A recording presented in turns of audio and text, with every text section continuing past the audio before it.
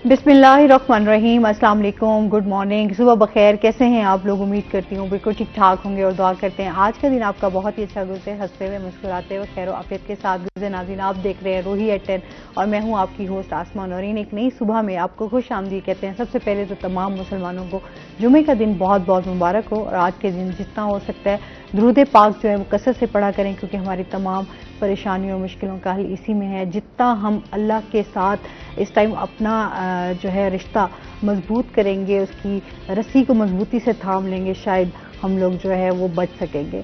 अगर हम इसी तरह जिस तरह अभी हमारी जो मुल्की और सियासी सूरत हाल चल रही है, लोगों में जो है वो तजाद पाया जा रहा है, हमारे यहाँ पर हम आए दिन जो है वो देख रहे होते हैं कुछ ना कुछ हमारे मुल्क में हो रहा है। कुछ इस तरह का है कि कहीं ज्यादती हो रही है, कहीं मार पीट हो रही है, कहीं हम सियासी इंतकाम को देखते हैं। मतलब हर चीज़ें इतनी बिगड़ चुकी हैं कि यकीन करें कि दिल भी जो है ना वो बहुत ज़्यादा दुखी है इस टाइम कि हमारे मुल्क में आखिर हो क्या रहा है। खुदारा हम सबको एक कौम बनने की बहुत ज़्यादा ज़रूरत है। एक प्लेटफॉर्म पे इकट्ठे होने की ज़रूरत है और एक दूसरे के साथ प्यार, मोहब्बत और इत्तेहाद के साथ जो है वो रहने की ज़रूरत है। लेकिन हम यहाँ पर यही देखते हैं कि हम लोग जो है बहुत ज़्यादा एक अफरा तफरी वाला समा है। इन चीज़ों को तभी ख़त्म किया जा सकता है जब हमारे हुक्मरान भी थोड़ा सा इसके ऊपर कोई अपनी जिम्मेदारी जो है वो लेंगे। लेकिन हम यहाँ देखते हैं कि हमारे हुक्मरान भी जो है वो सिर्फ एक कुर्सी के पीछे या अपने इसी चीज़ों के साथ साथ जो है वो चल रहे हैं। किसी के बारे में कुछ सोचा नहीं जा रहा कि यहाँ पर क्या हो रहा है। यहाँ पर हमारी जो अक़लियतें हैं उनको वो भी गैर महफूज जो हैं वो अब समझने लगी हैं और उनकी जो राइट्स हैं उनको भी दबाया जा रहा है। तो बहुत सारी चीज़ें हमारी इस टाइम एट अ टाइम हमारे जो है मुल्क में चल रही हैं। तो अल्लाह ताला से बहुत ज़्यादा दुआ है कि अल्लाह ताला हमारे मुल्क के लिए बहुत ज़्यादा आसानियाँ करे, हम सब के लिए बहुत ज़्यादा आसानियाँ करे, ताकि जो है हम एक अच्छी सोच के साथ अपनी जिम्मेदारी के साथ जो है इस मुल्क को लेकर चल सकें। इसी मैसेज के साथ अपने प्रोग्राम का सिलसिला आगे बढ़ाते हैं। आज हमारे साथ जो गेस्ट मौजूद हैं वो हैं जी अदनान नईम, हमारे साथ मौजूद हैं जो कि स्पोर्ट्स ऑफिसर हैं। अस्सलाम वालेकुम, कैसे हैं आप? ठीक ठाक हैं? वेलकम कहते हैं अपने शो में आपको। और इसके साथ ही जो है इनसे आज हम जानेंगे, आपको बता दें कि इस टाइम जो है मुल्तान शहर में एक अच्छी न्यूज़ भी अब देने जा रहे हैं, क्योंकि बहुत सारे मसले मसाइल तो हमारी ज़िंदगियों में चलते ही रहेंगे और साथ साथ उनको हम फेस करते रहेंगे। क्योंकि हम ये देखते हैं कि इंटरटेनमेंट के मौके जो हैं वो बड़े कम मिलते हैं लोगों को। जो है इतनी टेंशनें चल रही हैं, इतने मसाइल चल रहे हैं, तो कहीं ना कहीं इंसान चाहता है कि अगर थोड़ी सी भी कहीं से कोई खुशी मिलती है, कोई इंटरटेनमेंट मिलती है, तो वो मौका हाथ से ना जाने दिया जाए। तो 15 साल बाद जो है पाकिस्तान में होने जा रहा है एशिया कप, और ये जो एजाज़ मिला है ये सबसे पहले जी मुल्तान शहर को मिला है। और यहाँ के जो लोग हैं, आपको पता है क्रिकेट के शौकीन जो हैं वो बहुत ज़्यादा है। यहाँ पर बच्चे भी हैं, बूढ़े भी हैं, जवान भी हैं, ख़वातीन भी हैं, तो बहुत ज़्यादा शौक से जो है इस गेम को देखा भी जाता है, खेला भी जाता है। एशिया कप देखें, इसका पहला मैच मुल्तान को मिलना बहुत ही फ़ख्र की बात है और इससे हमारे मुल्तान का कल्चर जो है वो दुनिया में देखा जाएगा और इससे बिज़नेस भी आता है। और लेकिन बेहतर होता कि हमें और मैचेस भी दिए जाते। इवन कि पाकिस्तान सिर्फ एक ही मैच पाकिस्तान में खेलेगा, तो इसके बहुत डिसएडवांटेज होते हैं। अब बाकी मैच श्रीलंका में खेलेगा, क्योंकि ये जो एशिया कप है ये जब से स्टार्ट हुआ है 80s से, तब से ही ये एक बड़ा पॉलिटिकली बहुत डिस्टर्ब रहा है। क्योंकि पाकिस्तान और इंडिया आपस में हमारी कभी वो बाइकआउट करते रहे हैं इसका इंडिया वाले, कभी हमने किया बाइकआउट। अब ये हाइब्रिड टाइप जो अब हो रहा है, भाई श्रीलंका में मैचेस होंगे, बाकी पाकिस्तान में नेपाल के साथ मैच होगा। पाकिस्तान की टीम का अपना कोई मैच नहीं है इसके बाद, तो दूसरी टीम्स इंटरनेशनल क्रिकेट की वापसी तो हुई है। तो इसका बेहतर तरीका होता कि हम एशियन क्रिकेट काउंसिल पे हमारा पीसीबी कुछ प्रेशर डालता, या तो कम से कम श्रीलंका में जो मैचेस हो रहे हैं 4, उसमें से पाकिस्तान की टीम खेलती आके इधर, तो वो बेहतर होता। और बाकी इंतजामात इंशाल्लाह, हमारा मुल्तान हमेशा ही एक बहुत अच्छा होस्ट रहा है और जैम पैक हमारी इधर से जितनी भी अटेंडेंस है वो जाती है।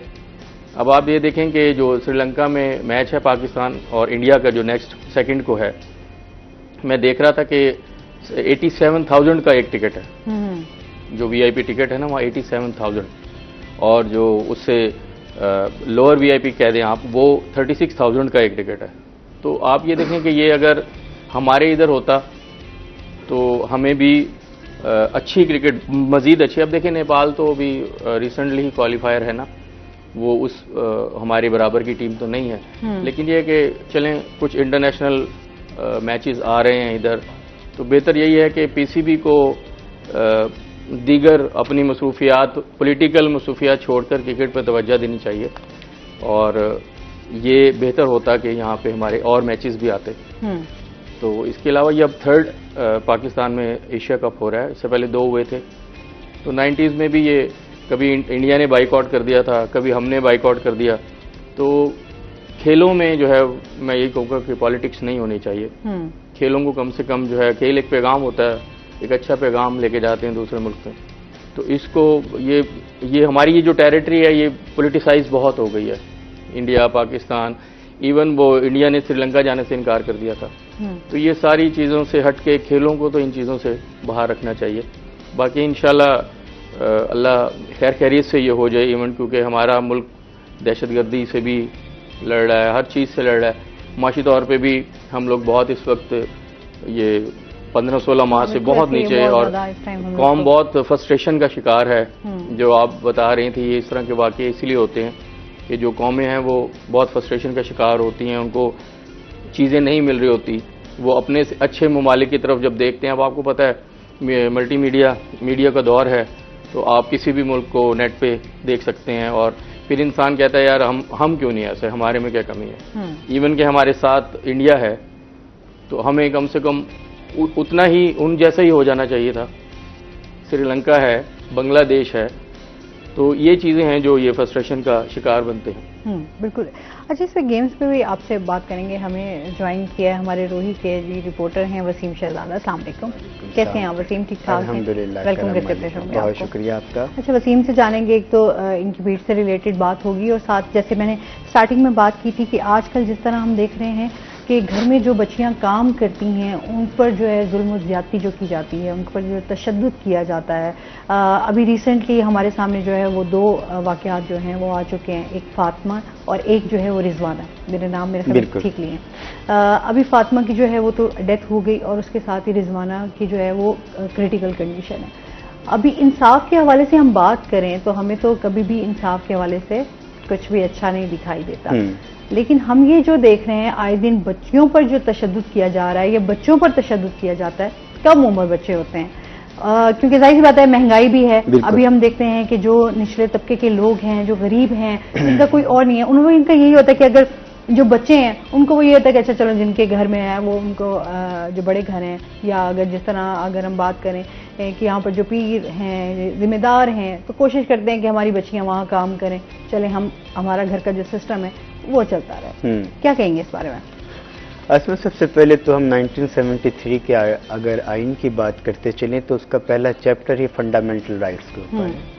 وہ فنڈامنٹل رائٹس جو اسٹیٹ کی رسپانسبلٹی ہے سٹیزنز کو پرووائڈ کرنا, اس میں آپ کے پاس تمام بنیادی حقوق جو ہیں وہ آ جاتے ہیں.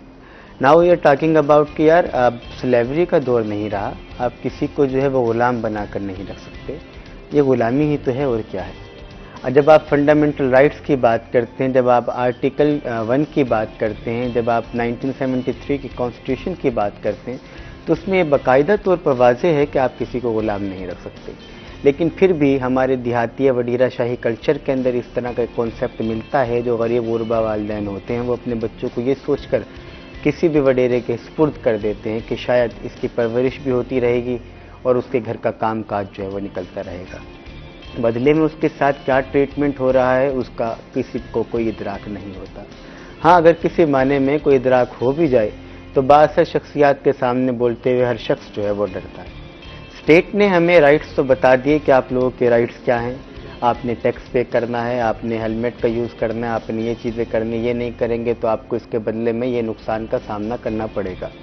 لیکن اسٹیٹ کو کچھ اپنی ذمہ داریوں کے بارے میں بھی سوچنا چاہیے جو کہ فنڈامنٹل رائٹس ہیں شہریوں کے سٹیزن شپ کے, وہ دینا کس کی رسپانسبلٹی ہے. یہ صرف پہلے یہ دوسرا واقعہ نہیں رہا، اگر ہم ماضی کو بھی دیکھیں تو ماضی میں بھی اس طرح کے واقعات جو ہیں وہ رونما ہو چکے ہیں. اور بہت سارے ایسے واقعات ہیں جو وسیم ابھی ہاں آن کیمرہ بھی نہیں آتے. بالکل ٹھیک ہے، بہت سارے ایسے کیسز دبا دیے جاتے ہیں اور وہ لوگ خود بھی نہیں جو ہے وہ سامنے نہیں آتے. ابھی دیکھیں کچھ عرصے بعد آپ دیکھیں گے کہ ہوگا یہی کہ کچھ پیسوں کے لین دین کے بعد جو ہے وہ تمام چیزیں سیٹ اپ ہو جائیں گی. تو ہم نے اس تمام چیزوں کے جو ہے وہ اینڈ تک پہنچنا ہے. اس طرح کے جو آئے روز اگر معاملات بڑھ رہے ہیں تو ہم نے یہ اقربہ پروری کے ساتھ ساتھ جو یہ ایلیمنٹ ہے اس کو بھی جو ہے وہ معاشرے کے اندر سے ختم کرنا ہے، کیونکہ بہت سارے اب غربت کا تناسب اس حد تک اس ملک میں بڑھ چکا ہے، انمپلائمنٹ اس طرح تک بڑھ چکی ہے کہ ایک بندے کی کمائی سے گھر کا گزر نہیں ہو رہا. اب چھوٹے چھوٹے بچے جو ہیں وہ آپ کو کسی میڈیکل سٹور پہ نظر آئیں گے، کسی جو ہے وہ آپ کو فیکٹریز میں کام کرتے ہوئے نظر آئیں گے. ہم چائلڈ لیبر کی بات تو کرتے ہیں، ہم اس کو روکنے کی جو ہے وہ کس طریقے سے بات کریں. ابھی ایجوکیشن سیکٹریٹ کی جانب سے ان کی ایجوکیشن کے لیے کام کیا گیا اور کہا گیا کہ ان بچوں کے لیے جو دکانوں پہ کام کرتے ہیں ہم صبح 5 سے لے کر 7 بجے تک اور شام کو 5 سے لے کر 7-8 بجے تک جو ہے وہ ان کو ہم تعلیم دیں گے. اب تعلیم دینے کے باوجود آپ کیا سمجھتے ہیں کہ کیا ان بچوں کو اس طرح سے روزگار ملے گا؟ اب تو جو پی ایچ ڈی اسکالر یا ایم فل اسکالر ہے وہ بھی جو ہے وہ بے روزگار ہو چکے ہیں.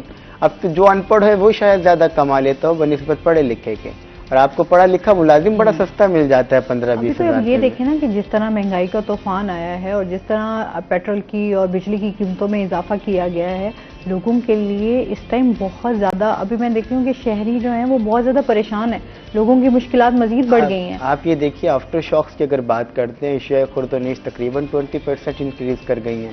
کرائے آپ کی اگر بات کرتے چلیں، اگر آپ نے کہیں پہ بھی ٹریول کرنا ہے وہ 10%، ایون گورنمنٹ کی اپنی ٹرین کے جو کرائے ہیں وہ بھی 10% جو ہیں وہ بڑھ چکے ہیں. جہاں ٹرانسپورٹرز پریشان ہیں وہیں پر شہریوں کے لیے جو ہے وہ جینا بڑا دوبر ہو گیا، اور انہوں نے تو بڑی توقعات جو ہے وابستہ کی ہوئی تھی نگران گورنمنٹ سے.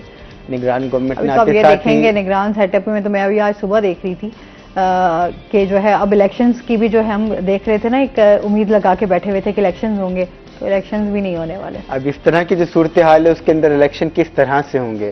آپ دیکھیے کہ جب تک آپ کا اسٹیٹ ہی جو ہے وہ بالکل اپنے پیرہن کے اوپر ٹھیک نہیں ہوگی، آپ کا معاشی حالات جو ہے وہ بہتر نہیں ہوں گے، تو آپ کے معاشرے کے اندر جرائم بڑھیں گے، آپ کے معاشرے میں سنیچنگ بڑھے گی، اور لوگ کس طرح سے گزارا کریں. اس وقت میں کیونکہ فیلڈ میں جا رہا ہوتا ہوں، پروٹیسٹ ہو رہے ہوتے ہیں، لوگوں کو قریب سے کور کر رہے ہوتے ہیں، لوگوں کے پاس کھانے کے لیے جو ہے وہ 2 وقت کی روٹی نہیں ہے. 650 روپے کا آٹے کا گٹو ملتا تھا 10 کلو کا یوٹیلٹی اسٹور سے. اب وہ آٹے کا گٹو جو ہے وہ 1 سال، ابھی میں بات کرتا چلوں 2 ہفتے کے اندر اندر وہ 1250 کا ہو گیا، اور وہ آٹا ایسا ہے کہ آپ اس کو کھا نہیں سکتے. مارکیٹ میں نارمل آٹا 1900 روپے کا آپ کو مل رہا ہے. مطلب آپ 650 روپے کی اگر کسی کو سبسڈی دے بھی رہے تھے وہ بھی آپ نے یوٹیلٹی اسٹور سے 1250 کا ڈبل قیمت کا کر دیا، اور کھا اس کو وہ لوگ رہے تھے جو استطاعت نہیں رکھتے تھے کہ اچھا آٹا خرید سکیں. اب وہ یہ سوچ رہے ہیں کہ اگر ہم نے اتنا ہی مہنگا آٹا خریدنے کے بعد اس حالت کا ہی کھانا تو اس سے بہتر ہے بندہ کچھ اور ڈال کے جو ہے وہ کر لے. رجحان بڑھائے جا رہے ہیں مہنگائی کی جانب. انمپلائمنٹ کنٹرول کرنے کے لیے ہمارے پاس کوئی آپشن نہیں ہے. ہم نے بہت میگا پروجیکٹ جو ہیں وہ سٹارٹ کیے، اور اس کے بعد ہم نے نام دیا کہ یہ تمام پرائیویٹ فنڈنگ سے ہو رہا ہے. پرائیویٹ فنڈنگ کے تھرو ہم کسی طرح انمپلائمنٹ کو قابو پا لیں، کسی طرح معاشرے کے اندر کوئی پرائیویٹ فنڈنگ سے ہی ہم بہتری لے آئیں. اگر گورنمنٹ فنڈنگ سے بہتری نہیں آ رہی تو اس بارے میں گورنمنٹ کو کچھ سوچنا چاہیے. اس طرح کے Guinness book of the world میں ریکارڈ بنا کے یا باقی تمام چیزیں کر کے اگر ہمارے پاس کھانے کے لیے پیٹ میں روٹی نہ ہو تو فائدہ ایسی چیزوں کا کہ لوگ خودکشی کر کے مر جائیں. یہ قوموں سے ساری کچھ چلتے ہیں. جب قوم ہی نہیں ہوگی تو پھر ووٹ آپ کس کا لیں گے اور آپ کس کے لیے ڈونیشن مانگیں گے؟ اچھا، جس طرح ہم پہلے، کیونکہ مہنگائی کی وجہ سے اب جو لوگ اتنے فرسٹریٹڈ ہو چکے ہوئے ہیں، اپنی ساری فرسٹریشن جو ہے وہ کسی اور پہ نکال دیتے ہیں. جس طرح بھی بچے ہم دیکھتے ہیں کہ آپ نے اپنی لوگوں کی سمجھ نہیں آتی، آپ کے اپنے بچے بھی تو ہیں، یہ بھی تو کسی کے بچے ہیں، آپ کے گھر کام کر رہے ہیں تو عزت کے ساتھ روٹی جو ہے وہ کھا رہے ہیں. آخر کام کر رہے ہیں تو تبھی آپ ان کو کھانا دے رہے ہیں، ٹھیک ہے، اور آپ ان سے ایکسٹرا کام لے رہے ہوتے ہیں. تو اسپیشلی ان کے اوپر ظاہر سی بات ہے، جتنے بھی ہم کہیں کہ اس کے اوپر لا بنے ہوئے ہیں، قوانین بنا دیے گئے ہیں، لیکن کبھی اس کے اوپر ادارے بھی بنے ہوئے ہیں، لیکن پیرنٹس بھی کہیں نہ کہیں مجبور ہیں کہ وہ کیا کریں اگر وہ اپنے بچوں کو نہیں بھیجیں گے تو. اچھا ہمارے ہاں یہ کلچر تو بہت زیادہ عام ہے کیونکہ ہمارے گھر میں جو ہے ہم کہتے ہیں جی ماسی ہونی چاہیے، بچوں کو سنبھالنے کے لیے ایک بچی بھی ہونی چاہیے تاکہ وہ بچوں کو سنبھال سکے، اس کو لک آفٹر کر سکے. اور کبھی بھی یہ نہیں ہوتا کہ ہم نے بہت کم دیکھا ہے کہ اپنے بچوں کی طرح ان کو بھی ٹریٹ کیا جائے. بالکل نہیں ہوتا، بالکل بھی نہیں ہوتا. اور آپ دیکھیں گے کہ ایون یہ کہ ہمیں بہت ساری جگہ ایسی آتی ہیں جہاں پہ انسانیت جو ہے وہ کہ جتنا بھی بندہ ہو اس کے اندر تھوڑی سی جھلک ہی آتی ہے.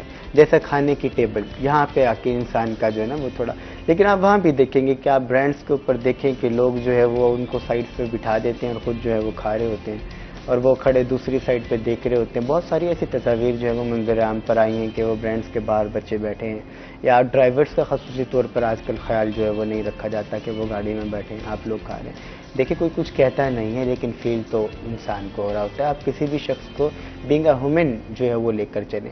اب اتنا بڑا انسیڈنٹ جو ہوا جڑاوالا کے اندر، مجھے بتائیے کہ کیا نبی کی تعلیمات تو نہیں ہے، نہ یہ اسلامک تعلیمات ہیں، یہ کون سی تعلیمات ہیں؟ ہم مسلمان ہونے کے باوجود بھی جو ہے وہ صحیح طریقے سے اپنا حق جو ہے وہ ادا نہیں کر پا رہے. اور اب یقین کیجئے اس طرح کے جو واقعات رونما ہوئے تو اس میں بہت ساری احادیث اور بہت سارے اقوال جو ہے وہ بھی سامنے آئے کہ اگر وہی لوگ جا کر نبی کریم کو شکایت کریں کہ آپ کی امت نے ہمارے ساتھ یہ کیا، دیکھیے آپ کسی کے جھوٹے خدا کو بھی برا نہ کہیں، وہ بدلے میں آپ کے سچے خدا کو برا کہے گا. تو یہ تمام چیزیں ہمارے یہاں روز روشن کی طرح ہیں بالکل، اور ہمارے سامنے رکھی ہیں، پھر بھی اگر ہم اس کے اوپر امپلیمنٹ نہیں کرتے تو ہمیں نہیں سمجھ آ رہی کہ ہم کس کے ایسے ہمارے کیونکہ قانون بنے ہوئے تو جب ملزم کو گرفتار کر لیا جاتا ہے تو کچھ ٹائم بعد ہم دیکھتے ہیں کہ وہ بڑی مزے سے جو ہے وہ بری ہو کر ضمانت پہ جو ہے صرف وہ بری ہو کر بڑے مزے سے نہیں ہوتا، وہ پھر کیس چلتا رہتا ہے اور اس کا کوئی پھر جو ہے نا ہم یہی دیکھتے رہتے ہیں کہ پیشی پہ پیشی بڑھ رہی ہے، لیکن آپ کو جو ہے اس کا انصاف جو ہے وہ آپ کو دور تک دکھائی نہیں دے گا. بڑی آسانی سے بری ہوتا ہے اور اس کے بعد وکٹری کا سائن بھی بنا کر دکھاتا ہے کہ دیکھیے کہ کتنے شاہزیب خان کیس اور باقی قتل کیس کو آپ دیکھیں کہ مکمل طور پر جو ہے وہ یہاں پر اجارہ داری جو ہے وہ آپ کی وڈیرہ شاہی بات کرتے ہیں لازمی وسیم. ابھی ہم نے جانا ہے بریک پہ، ہمارے ساتھ رہیے گا.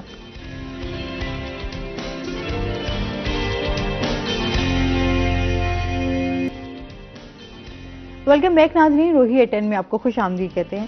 اچھا جس طرح ابھی ہم ایشیا کپ کی بات کریں، اس میں اس ٹائم جو کتنی ٹیمز جو ہیں وہ شامل ہیں، ذرا اس حوالے سے بھی بتائیں اور پی سی بی کے حوالے سے بھی بتائیے گا کہ اس سسٹم کے حوالے سے کہ وہ جو ہے اتنے میچز جو ہیں وہ یہاں پر کیوں نہیں ہو رہے. 6 ٹیمیں ہیں اس میں، وہ آپ کو اسکیجول پتہ ہی ہے. اس میں بنگلہ دیش ہے، سری لنکا ہے، پاکستان اور نیپال ہے اور افغانستان ہے.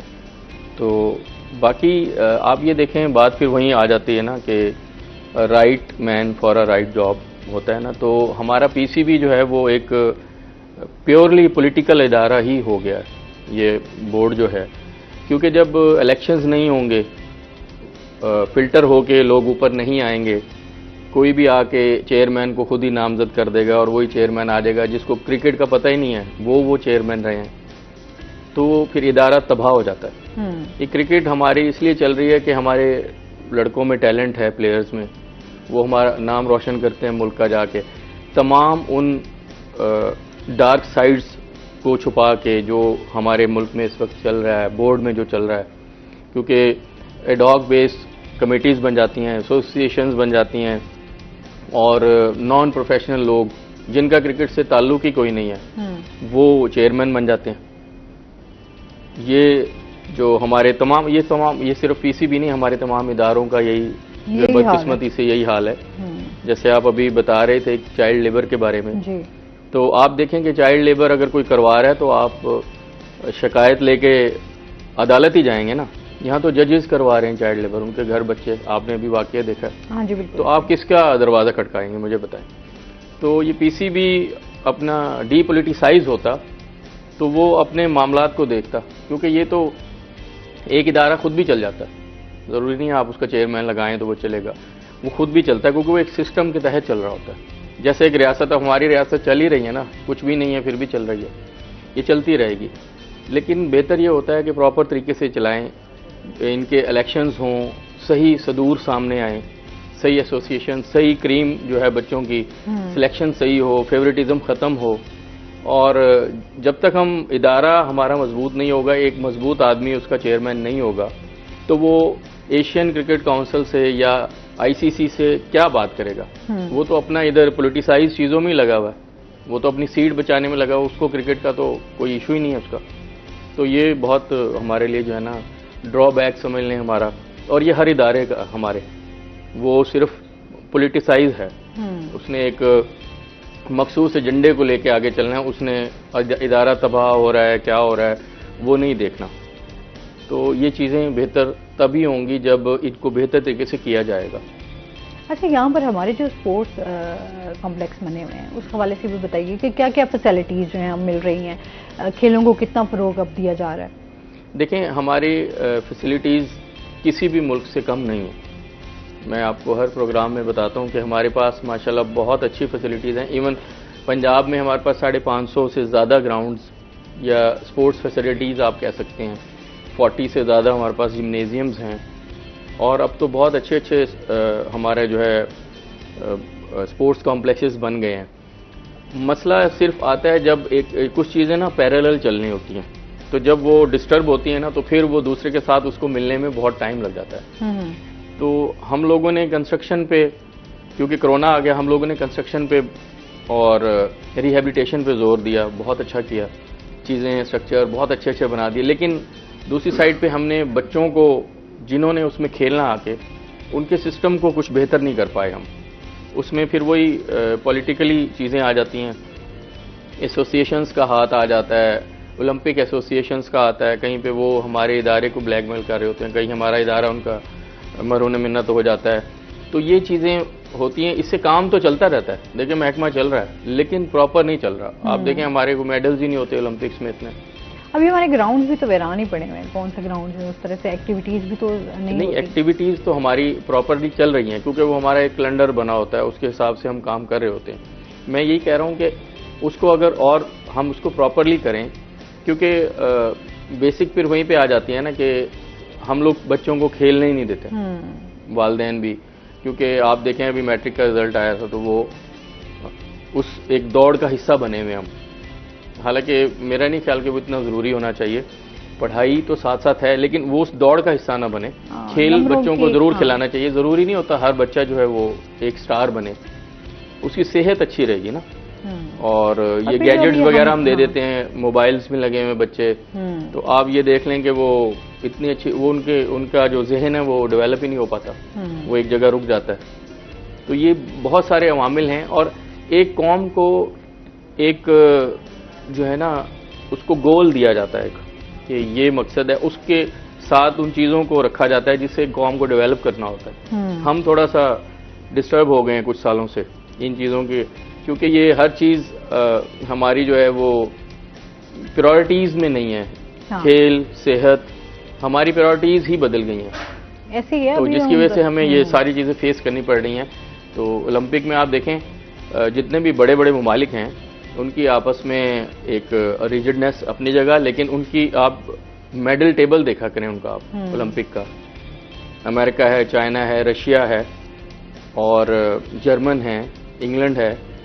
اور یہ ممالک ہیں. ان میں سے کئی ممالک آپس میں نہیں پولیٹیکلی اتنا اچھا یا ان کا ریلیشن، لیکن کھیلوں کی وجہ سے انہوں نے کبھی پولیٹیسائز نہیں کی چیزیں. ایک دوسرے کے ملکوں میں کھیلتے ہیں جا کے. ہم لوگ تو آپ دیکھیں ہم تو انڈیا ہی نہیں جاتے، نہ انڈیا یہاں آتا ہے. ایسے ہی ہے، بہت سارے پرابلمس. اور پوری دنیا میں آپ دیکھیں، میں نے بھی آپ کو بتایا 87,000 روپے کا ایک ٹکٹ ہے سری لنکا میں جو 2 تاریخ کو میچ ہو رہا ہے. اور میرا خیال ہے وہ بک ہو گئے ہوں گے، سارے ٹکٹس بک گئے ہوں گے.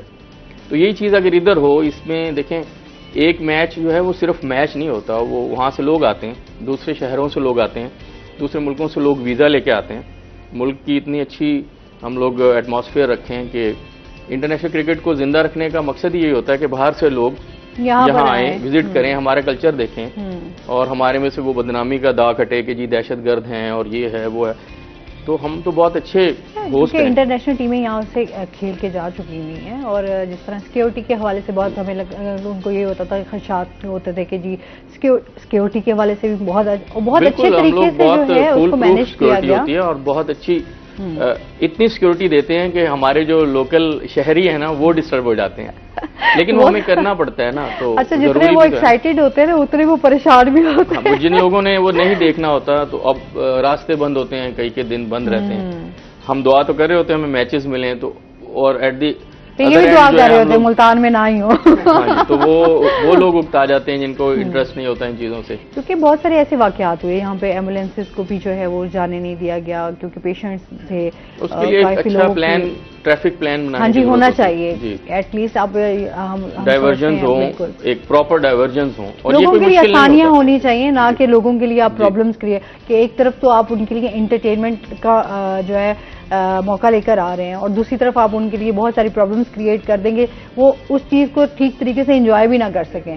تو یہ چیزیں مینیج کرنا, مینجمنٹ کا بڑا ہاتھ ہوتا ہے. بہت ساری چیزیں جس طرح آپ پورے پلان کے ساتھ چلتے ہیں تو چیزیں بہتر بھی ہوتی ہیں. بالکل, جیسے ہم دوسرے ممالک میں ہمیں کھیلنے کا موقع ملا ہے تو ہم نارمل پھر رہے ہوتے ہیں, ہم ایک پلان, ہم ہر ڈیلی بیسس کا پلان بناتے ہیں. رولز کو بھی فالو کرتے ہیں نا, یہاں کون رولز کو فالو کرتا ہے؟ نہیں, رولز ہمارے یہاں ہیں. رولز آپ بتائیں. میں وہی تو کہہ رہی ہوں, ہمارے یہاں تو اشارے خراب ہیں بہت سارے. رولز نہیں ہیں, رولز یہاں پہ, رولز تو بس آپ چھوڑیں. میں یہ کہہ رہا ہوں کہ ہمارے یہاں نا اتنی جیم, ہم لوگ اتنی چیز سیکیورٹی کو بہت زیادہ بڑھا دیتے ہیں کہ ایون جو ٹیم کھیلنے آئی ہوتی ہے, کیونکہ ہماری انٹریکشن ہوتی ہے ان لوگوں سے بھی, وہ خود بھی بہت ڈرے ہوئے ہوتے ہیں. وہ آپ باہر کا ماحول دیکھتے ہیں نا, ہر چیز بند, بیریئرز لگے, وہ خود بھی ڈر جاتے ہیں کہ یار ہم کھیلنے آئے ہوئے یا ہم جیل میں پھنسے ہوئے. صحیح بات. تو ہمیں بھی تھوڑا سا لائٹلی چیزوں کو, ہم سیکیورٹی پلان ایسا بنائیں کہ سیکیورٹی بھی ہو, اور جب بس میں بچے جا رہے ہوں اسپورٹس والے دوسرے ملک سے, وہ ہمارا کلچر دیکھیں, سب دیکھیں. ہاں جی, اور وہ چیزوں کو دیکھیں. یہ نہیں کہ وہ ایسے جیسے وہ کوئی ایک دستہ پکڑا ہوا ہے, وہ جنگی, جہاں آگے بھی ٹینک بھی ہیں, وہ لوگ ڈر جاتے ہیں, اس طرح پرفارم بھی نہیں کر پاتے. یہ تو ہے, یہ چیزوں کو ہمیں دیکھنا پڑے گا. پھر انٹرنیشنل کھلاڑی آسانی سے آیا کریں گے. آپ کو پتہ ہے زیادہ پیسے مانگتے ہیں یہاں آنے کے لیے, کیونکہ جان کو خطرہ ہوتا ہے, اور پے بھی کرتے ہیں ان کو ہم لوگ کہ آپ آئیں, کیونکہ ہم نے اپنا کلچر دکھانا ہے, اور ہم وہ چھاپ اتارنی ہے دہشت گردی کی. تو اس کے لیے ہم یہ انویسٹمنٹ کر رہے ہیں ساری چیزیں. تو اس میں تھوڑی سی ہمیں ان کو ریویو کرنا پڑے گا چیزوں کو, کہ اتنی سیکیورٹی نہ ہو کہ دوسری ملک کی ٹیم ہی ڈر جائے کہ یار کہاں پھنس گئے, آ کے بچوں پہ بھی واپس جانا ہے. بالکل ایسے ہی ہے. وزیر بھی آپ سے جانتے ہیں, وسیم آپ سے جانیں گے, جس طرح ابھی ہم ایک تو یہ بات کر رہے ہیں کہ بچیوں پر تشدد کیا جا رہا ہے, زیادتی کی جا رہی ہے, ساتھ ہی ہم اب پاکستان میں جو ہماری اقلیتیں ہیں ان کے حوالے سے بھی بات کر لیتے ہیں کہ اب وہ غیر محفوظ اپنے آپ کو سمجھتی ہیں, کہ یہاں پر جو ہے ان کے جو رائٹس ہیں وہ ان کو نہیں مل رہے. ابھی جو چرچ والا معاملہ ہوا اس کے حوالے سے بھی آپ سے جانیں گے. بالکل آپ نے ٹھیک کہا کہ اگر پاکستان کی بات کرتے چلیں تو اس کا فلیگ ہی بہت کچھ ڈیفائن کر چکا ہے. کہ فلیگ میں ایک ساتھ جو جگہ دی گئی ہے, جو وائٹ ہماری فلیگ کا حصہ ہے, وہ ٹوٹلی ڈیفائن کر رہا ہے کہ یہ ہماری یہاں پر رہنے والی اقلیتوں کی نمائندگی ہے. Green means we are all. تو ایسی صورتحال میں جہاں آپ کا فلیگ ہی آپ کو ریپرزینٹ کر رہا ہو, تو وہیں پر فنڈامنٹل رائٹس کے اندر پورا آئین کا آرٹیکل موجود ہے جو کہ بنیادی حقوق دیتا ہے یہاں پر رہنے والے اقلیتوں کو, کہ اقلیتوں کو بھی وہی مساوی حقوق جو ہے وہ دیے جائیں گے جو یہاں پر موجود کسی بھی عام شہری کے. جس نے CNIC پاکستان کا حاصل کر لیا تو وہ اسٹیٹ پر لاگو ہو گیا کہ اسٹیٹ وہ تمام قوانین اس کے لیے بھی بیلنس کر دے جتنا کہ وہ نارمل سٹیزن کو دے رہا ہے. ہمارے ہاں اقلیتی نمائندے بھی موجود ہیں. ہمارے ہاں الیکشنز میں اقلیتی برادری کو اٹھنے کا حق بھی موجود ہے. ہمارے ہاں ووٹ اقلیتی برادری کا بھی موجود ہے. لیکن ان تمام چیزوں اور رائٹس تو موجود ہیں. اب سوال یہ پیدا ہوتا ہے کہ کیا یہ تمام چیزیں ان کو مل بھی رہی ہیں؟ کیا وہ اپنے ایونٹس کو یہاں پر, اب دیکھیے اب انٹرنیشنلی بات ہو رہی ہے کہ بین المذاہب ہم آہنگی کا ڈھونگ رچانے والے اب کدھر ہیں؟ آپ نے اپنے ہر ایونٹ کے اندر بین المذاہب ہم آہنگی کی بات کی, آپ ان کے ایونٹس میں شریک ہوئے, ان کو آپ نے اپنے ایونٹس میں مدعو کیا, لیکن پھر بھی ایک گیپ جو ہے وہ فل نہیں ہو رہا. تو اس کی کیا بنیادی وجہ ہے؟ ایک انسیڈنٹ جو ہے وہ آپ کو تقریباً 100 سال پیچھے لے جاتا ہے. اب اس طرح کا ایک آدھا واقعہ اگر اس طرح کا رونما ہو جاتا ہے تو آپ کی بین المذاہب ہم آہنگی کے لیے کی گئی تمام کاوشیں جو ہیں وہ بے سود ہو جائے گی, اور وہ ہوئی. اسی طریقے سے اب جو لوگ بات نہیں کرتے تھے کسی نہ کسی تناظر کے زمرے میں, اب وہ لوگ بھی بات کرنے لگ گئے ہیں کہ یہاں پر فنڈامنٹل رائٹس کی بات کرتے ہیں تو فنڈامنٹل رائٹس میں تو ہمیں نہیں دیے جا رہے. ایون یہاں پر آپ یہ تو اس کی بات کر رہے ہیں, یہاں پر ووٹ کا اگر میں حق کی بات کرتا چلوں تو ووٹ کا حق بھی صحیح معنی کے اندر جو ہے وہ اقلیتی برادریوں کا نہیں ہے. ایک تعصب جو ہے وہ معذرت کے ساتھ ابھی بھی دیکھا جاتا ہے. اگر ہم اپنے اداروں کی بات کرتے ہیں تو ہمارے اداروں کے اندر جو اقلیتی برادری کا نمائندہ ہوگا یا اقلیتی برادری سے ہوگا اس کو کوئی اچھا کام نہیں دیا جائے گا. ہم بات کرتے ہیں نا کہ انڈیا میں ہمارے ساتھ یہ ہوتا تھا، وہ تمام چیزیں جو ہیں، وہ تمام جاب کے مواقع جو ہیں وہ پہلے ہندوؤں کے پاس جاتے تھے اور ہمیں جو ہے اسٹیٹ کے اندر لو لیول پہ رکھا جاتا تھا. Same the thing happening in Pakistan. اور اس وقت بھی وہ تمام چیزیں جو ہیں وہ پاکستان کے اندر ہو رہی ہیں. آپ اپنے اداروں کو دیکھیے، آپ کو ہوٹلس کا وزٹ کر لیجئے، آپ بینکس کا وزٹ کر لیجئے، آپ دیکھیں گے کہ وہاں پر جو خاکروب اور چوپڑاسی ہیں وہ آپ کو وہاں پر اقلیتی برادری ملے گی. تو اچھا، اس پہ مزید بات کرتے ہیں ناظرین، ابھی ہم نے جانا ہے بریک پہ، ہمارے ساتھ رہیے گا.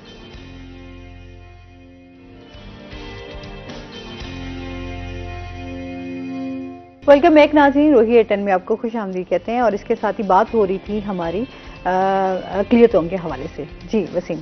اب اقلیتوں کو مؤثر حقوق جو ہے وہ دینے کے لیے اسٹیٹ کو کچھ اپنی رسپانسبلٹیز کا حق جو ہے وہ ادا کرنا پڑے گا کہ ہم نے ایک فیئر کو دور کرنا ہے جو ہماری اقلیتی برادری میں اس وقت موجود ہے. اقلیتی برادری ہم سے مساوی حقوق کو چاہ رہی ہے، ووٹ کے رائٹ کو اچھا، اس چاہ کے رہی اوپر ہے. ابھی کوئی ایکشن لیا بھی گیا ہے یا نہیں؟ یا جس سے نیوز چل رہی ہیں، بس ان پہ بات ہو رہی ہے، کوئی اس کے اوپر ایکشن تو نہیں لیا گیا؟ دیکھیے، جن پہ ایکشن لیا جاتا ہے وہ بہت سیویئر لیول کا پھر جا کے ایکشن لیا جاتا ہے اور ہمیں وہ بھی جو ہے وہ قبول نہیں ہے.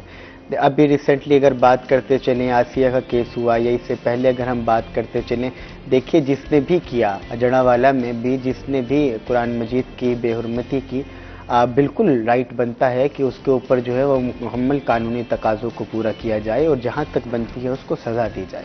یہ نہیں کر سکتے کہ ہم قانون کو اپنے ہاتھ میں لے کر کسی کی بھی عبادت گاہوں کو ہم نقصان پہنچائیں اور بدلے میں کس طرح کی اشتعال اندازی. مذہبی آپ کا نہ کانسٹیٹیوشن اجازت دیتا ہے، نہ آپ کے لاز اجازت دیتے ہیں، نہ آپ کا مذہب اجازت دیتا ہے. تو پھر آپ کس کے پیروکار ہیں؟ وہ ظاہر کہ وہ کس طریقے سے جو ہے وہ اس طرح سے سب کچھ ہوا. اب اقلیتوں کے اگر ہم رائٹس کی بات کرتے ہیں تو فنڈامنٹل رائٹس میں مکمل یہ تمام چیپٹر جو ہے وہ موجود ہے. صرف کمی ہے تو امپلیمنٹ کی. امپلیمنٹ اس پہ کرنے کی ضرورت ہے. اب ہم نے دیکھا تھا کہ کچھ ہوا جو ہے وہ بڑی سازگار سی ہوئی تھی اور اقلیتی برادری جو ہے وہ کچھ ہمارے ہاں ایم این ایز اور ایم پی ایس کی سیٹ تک بھی جو ہے وہ پہنچی اور اقلیتوں کی مکمل سیٹ ہوتی ہے سینٹ کے اندر بھی اور پارلیمان کے اندر بھی. تو وہاں پر ان کی نمائندگی نظر آ رہی تھی. ان کے ساتھ ہم نے مکمل ایک لائزون اچھا بنانے کی اور ان کو رائٹس دینے کی کوشش کی تو اس میں ایک انسیڈنٹ ایسا ہو گیا. میں وہی بات کر رہا ہوں کہ آپ جتنا عرصہ تک بھی کسی بھی چیز کو سیٹ اپ کرنے کی کوشش کریں گے، اگر کوئی ہیپننگ ایسی ہوتی ہے تو وہ آپ کی محنت جو ہے وہ رائے گاں چلی جاتی ہے. تو ایسی صورتحال کے اندر جو ہے وہ نا امیدی نہیں ہے. اور اب تو جو ہمارے اشرفی صاحب ہیں انہوں نے تمام پنڈتوں سے اور تمام مسیحی برادری سے جو ہے وہ خود آ کر ایکسکیوز بھی کیا اور ان کے مذمت بھی کی اس واقعے کی جتنی، اور بینگ پاکستانی ہم تمام لوگ کی اس کی جتنی ہو سکے مذمت جو ہے وہ کرتے ہیں اور ہم امید کرتے ہیں کہ مستقبل میں اس طرح کا کوئی واقعہ جو ہے وہ رونما نہ ہو. باقی اگر رائٹس کی بات رہ گئی ہے تو اسٹیٹ اس کے اوپر جو ہے وہ مکمل طور پر اب قوانین بنا رہی ہے. نگران وزیر اعلیٰ محسن نقوی نے اس کام کو کافی جو ہے وہ پرسو کیا اور آل تھنگز جو ہیں وہ خود دیکھ رہے ہیں اس تمام ہیپننگ کی، اور ان کا یہی کہنا ہے کہ جو بھی اس میں ملوث ہے ان کو ہم سخت سزا جو ہے وہ دیں گے اور دینی بھی چاہیے. اور یہی تمام تناظر کو سامنے رکھتے ہوئے ایک مکمل طور پر جو ہے وہ لاریفائن بھی جو ہے وہ کیا جا رہا ہے کہ ہم ان لوگوں کو کس طریقے سے پروٹیکشن جو ہے وہ دے سکتے ہیں. کیونکہ ہم نے بہت ساری مسیحی برادری کی جانب سے ہم نے کلیساؤں پہ، گرجا گھروں پہ اور مندروں میں اس طرح کے پوسٹر لگے دیکھے.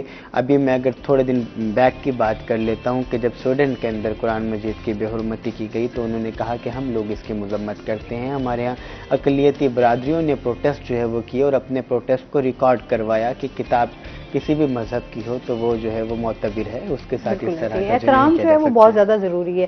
ہمارے ساتھ ایک کالر ہیں. السلام علیکم. جی وعلیکم السلام. جی علی ہیں ہمارے ساتھ. جی میں ٹھیک ٹھاک الحمدللہ. میں نے بات کرنی تھی وسیم شہزاد سے. وسیم شہزاد ایک بہت زبردست رپورٹر ہیں ملتان کے. ان سے پوچھنا تھا کہ جنوبی پنجاب کا جو سیکٹریٹ ہے یہ جو کمپلیٹ ہونا تھا 2022 کی ڈیٹ تھی، پھر 23 کی دے دی گئی تو تاحال کمپلیٹ نہ ہو سکا. تو کیا ہرڈل سمجھتے ہیں وسیم شہزاد صاحب آپ کہ کیوں کمپلیٹ نہیں ہو رہا ہے یہ سیکٹریٹ؟ بہت شکریہ کال کرنے کا.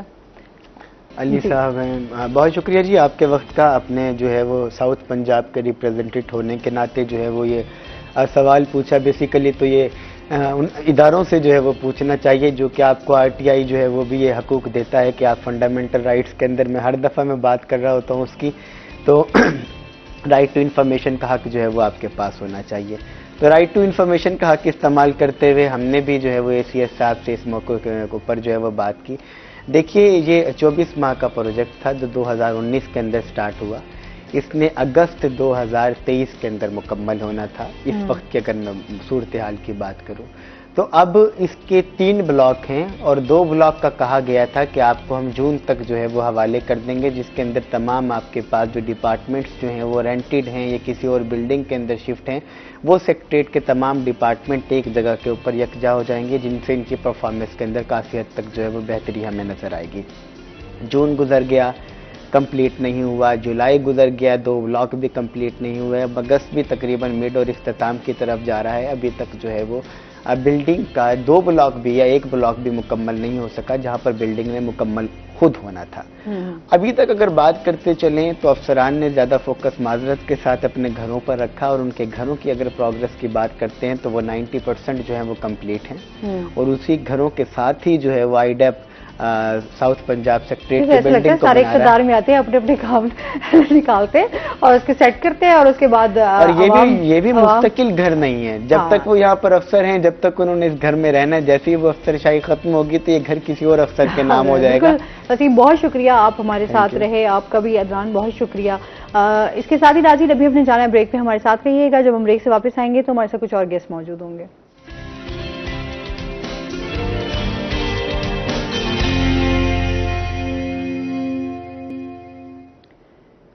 ویلکم بیک ناظرین، روہی ایئرٹیل میں آپ کو خوش آمدید کہتے ہیں. بریک کے بعد ہمارے ساتھ گیسٹ موجود ہیں، ان کا تعارف کروا دیتی ہوں. ہمارے ساتھ موجود ہیں جی پروفیسر ڈاکٹر عبدالقدوس صہیب صاحب. السلام علیکم. کیسے ہیں آپ؟ ٹھیک ٹھاک ہیں؟ ویلکم کرتے ہیں اپنے شو میں آپ کو. اور اس کے ساتھ ہی جو ہمارے دوسرے گیسٹ ہیں وہ ہیں جی احسن علی جنجوعہ صاحب ہمارے ساتھ موجود ہیں، جو کہ نعت خواں ہیں. السلام علیکم. کیسے ہیں آپ؟ ٹھیک ٹھاک ہیں؟ ویلکم کرتے ہیں اپنے شو میں. اچھا، آج ہم ڈاکٹر صاحب سے بات کریں گے، جس طرح ہماری پہلی بھی بات ہو رہی تھی وسیم سے، جو ہے اقلیتوں کے تحفظ کے حوالے سے آج ہم بات کریں گے، کیونکہ ہم دیکھ رہے ہیں کہ آئے دن اس طرح کے واقعات جو ہیں وہ بڑھتے جا رہے ہیں. ان کو کیسے روکا جا سکتا ہے؟ ہمارا جو اسلام مذہب ہے وہ ہمیں کیا تعلیمات دیتا ہے، کیا درس دیتا ہے، اس حوالے سے بات ہوگی. تو آپ بھی ہمیں جوائن کر سکتے ہیں، کوئی بات کرنا چاہیں تو وہ بھی کر سکتے ہیں. اور اس کے ساتھ ہی احسن سے ہم جو ہے وہ نعت رسول مقبول صلی اللہ علیہ وسلم بھی سنیں گے ساتھ ساتھ. سر کیا حال چال ہیں؟ ٹھیک ٹھاک ہیں؟ سب سے پہلے تو ہم جس طرح کے اب واقعات دیکھ رہے ہیں آئے دن، اس کے حوالے سے آپ کیا کہنا چاہیں گے؟ بسم اللہ الرحمن الرحیم، الحمدللہ رب العالمین والصلاۃ والسلام علی رسول النبی الکریم. آج کا مواد، جو آج کا ٹاپک ہے اقلیتوں کے حقوق کے حوالے سے اور اقلیتوں کے تحفظ کے حوالے سے، کہ اسلام جو ہے نا ایک مکمل نظام حیات ہے. اس میں جو لوگ ایمان لے آتے ہیں اللہ اس کے رسول صلی اللہ علیہ وسلم پر، آپ کی ختم نبوت پر، وہ مسلمان ہیں. اور جو غیر مسلم ہیں ان کا مذہب عیسائیت ہے، یہودیت ہے، یا دیگر مذاہب سے ان کا تعلق ہے، کیونکہ مذاہب بھی مختلف ہیں. کچھ آسمانی مذاہب ہیں، کچھ غیر آسمانی مذاہب ہیں. تو وہ آسمانی مذاہب والے جو ہیں انہیں ہم اہل کتاب کہتے ہیں، یعنی وہ بھی کتاب کو مانتے ہیں، وہ بھی سابقہ انبیاء علیہ السلام کی امتیں ہیں. اور ایسے ہیں کہ جو غیر اہل کتاب ہیں ان کا کسی کتاب پر ایمان نہیں ہے. یعنی اہل کتاب اس لیے نہیں کہ وہ آسمانی کسی کتاب کو نہیں مانتے، لیکن دوسرے مذاہب سے ان کا تعلق ہے، جیسے ہندو مت ہے، سکھ مت ہے، جین مت ہے، اور اس طرح سے دیگر مذاہب ہیں. تو ان سب کے لوگ جب اسلامی ریاست میں رہتے ہیں، مسلمانوں کے ملک میں رہتے ہیں، اور جیسے پاکستان ایک آئینی طور پر اسلامی جمہوریہ پاکستان ہے، اس کا ایک آئین ہے، اور اس 1973 کے آئین کے تحت یہاں پر رہنے والے تمام غیر مسلم جو اقلیتیں ہیں ان کو مکمل تحفظ حاصل ہے آئینی طور پر، قانونی طور پر. وہ ہماری طرح کے شہری ہیں، برابر کے شہری ہیں، اور ان کے تمام وہ حقوق جو آئین نے ان کو دیے ہیں اور اسلام نے دیے ہیں ان کو حاصل ہیں. اور پھر ایک اسلام جو ہے، جیسے آپ نے کہا ہمارا مذہب کیا کہتا ہے، ہمارا جو دین ہے اسلام، وہ کہتا ہے کہ جو غیر مسلم اقلیتیں ہیں ان کو مکمل تحفظ فراہم کرو. ان کی جان کو، ان کے مال کو، ان کی عزت کو، ان کے آبرو کو تحفظ فراہم کرو. ان کو کاروبار کے، روزگار کے مواقع برابر کے فراہم کرو، اور ان کی بچوں کو، ان کی خواتین کو عزت اور احترام دو. اور ان کے لیے تمام وہ مواقع جو ایک ریاست کے اندر ایک عام شہری کو حاصل ہے وہ ان غیر مسلم شہریوں کو حاصل ہیں.